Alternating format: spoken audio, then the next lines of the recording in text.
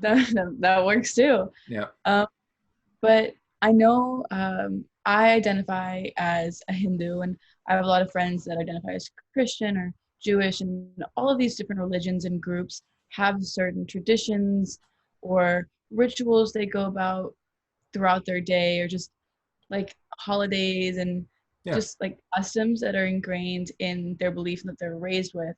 And we don't really know a lot about Scientology's customs and rituals and traditions. So are there any like traditions that you grew up with or you are aware of that you'd like to share? Well, so that's an interesting question because um, Scientology is pretty light on traditions, Yeah. and because there are, and part of this is owing to the fact that I know in some faiths that it's that you something is a tradition and you do it because it's it may mean something personally to you. Um, but if you were to really get down into the weeds and go, okay, good, so tell me precisely what each segment of this tradition means and why exactly are you doing it. Yeah. There's going to be that healthy portion of people that are going to say, it's a tradition. I'm doing this because this is part of my faith, and I enjoy being a part of the faith, and I don't necessarily know why I'm doing it, but it's part of my faith. You know what I mean? It doesn't necessarily have a breakout that you can say, explain, well, this is because this symbolizes this, and this is why I'm doing it, sort of a thing. So being the fact that Scientology is only 60 some years old for the most part, most of everything that we have is there's not really a tradition to it. It's super practical. There is an exact counseling method that's used there, and there are things as a part of that you some things you do and some things you totally don't do, and so forth, which I could tell you. But that's I guess that's the first thing to just know is that yeah.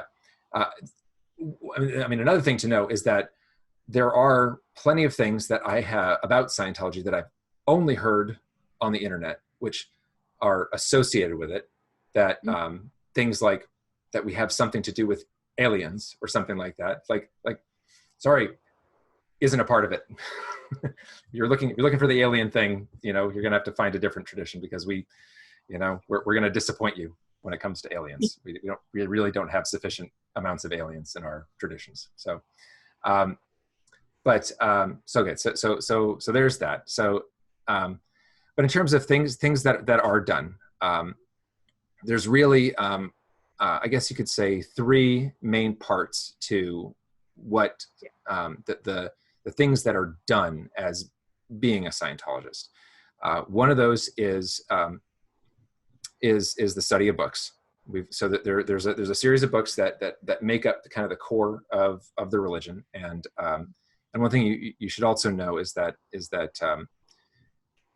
whereas you could say a lot of things about Scientology, the only thing that actually comprises Scientology is the books that were written, and those books are written by one source. They're all written by L. Ron Hubbard, and we've all agreed on the fact that is what comprises Scientology, and not somebody else's interpretation of it, not somebody else's newfangled way of doing something or over Skype or some weird made up thing. That's not what Scientology is. What Scientology is those books. And if you're ever confused about what it is that we should be doing or what Scientology is, then it is what's in the books. And so that's that. So the core beliefs, the core principles, the way that everything fits together and interlocks and so forth is all sitting there in the books, and people generally will sit and read them. There's a sequence that they were written in, and it's recommended to study them in sequence because it makes a lot more sense that way, because he was writing them over a period of time, and it adds up when you read them in sequence. And so people will generally do that. Some people will do that in a church. Some people will do it at home. And but that's generally how that's done.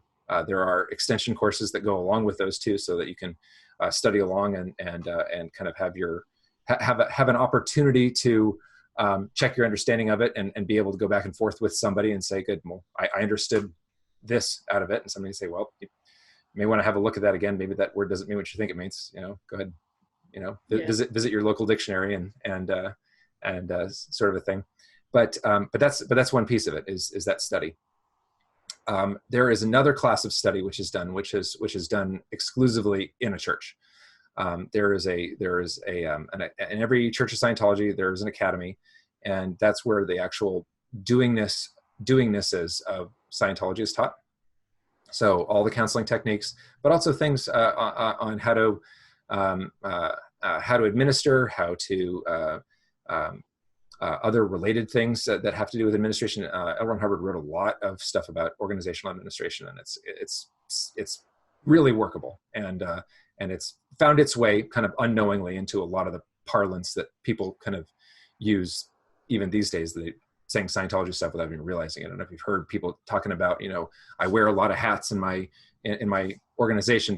That's a Scientology term that originated there. So so there's a lot of that kind of organizational know-how, which is I found super useful just in business to be able to use.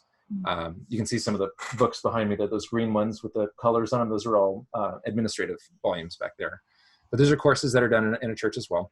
And that, in terms of, your original question was traditions. There is an exact way that those courses are taught, and they're not. There's no teacher. There's nobody telling you what you're supposed to understand or what you're supposed to have derived from something. You're meant to basically. There's a supervisor there, and he's got an exact set of things that he does, basically to make sure you study well and that you get what is written, but he's not going to tell you what you now know. He's not going to be teaching you. You're going to be teaching yourself out of the books. And so, those spaces are quiet.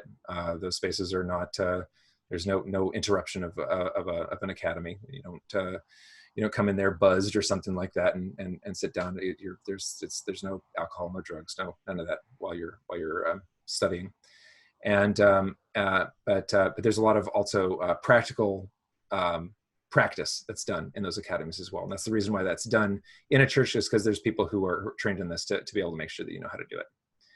Because the third part of that, which is the actual counseling practice of Scientology, which is called auditing, that's super precise. It's extremely precise about how you go about handling each individual bit that makes up getting somebody moved along in Scientology. And that's not something that is trifled with or messed around with at all. There's an exact way you do it, and there's 1,000 wrong ways to do it.